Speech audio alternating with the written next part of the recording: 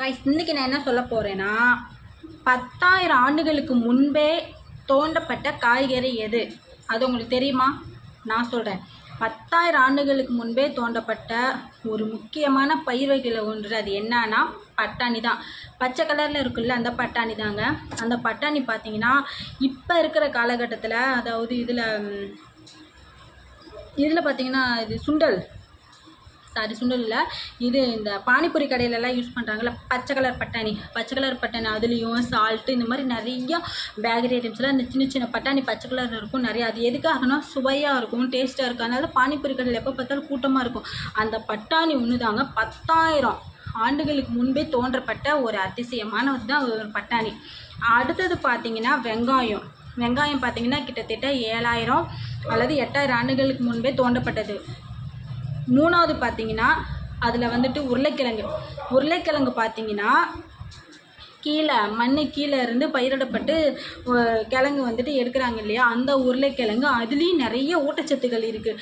இதெல்லாம் நம்ம சாப்பிடும்போது இதயத்தை வந்துட்டு நல்லா பாதுகாப்பாக வச்சுக்கிறதுக்கும் நோய் நொடி வராமல் இருக்கிறதுக்காகவும் அந்த காலத்துலேயும் ரொம்ப ரொம்ப ரொம்ப 10,000 ஆண்டுகளுக்கு முன்பே இது தோண்டப்பட்டுச்சுன்னா அப்போ வந்துட்டு உலகத்துலேயே முதல் இடம் 2வது பிடிக்கக்கூடிய காய்கறி வகைகள் இதுதான் அப்படின்னு சொல்கிற மாதிரி.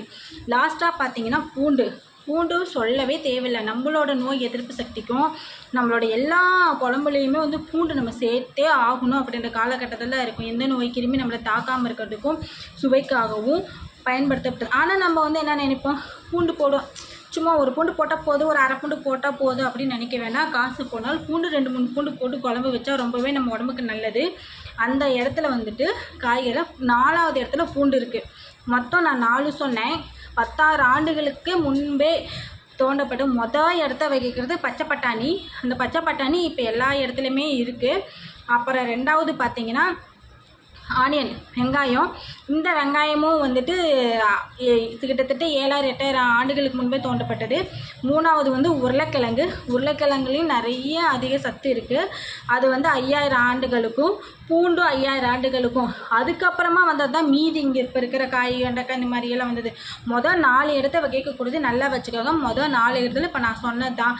ஓகே காய்ஸ், பாய்.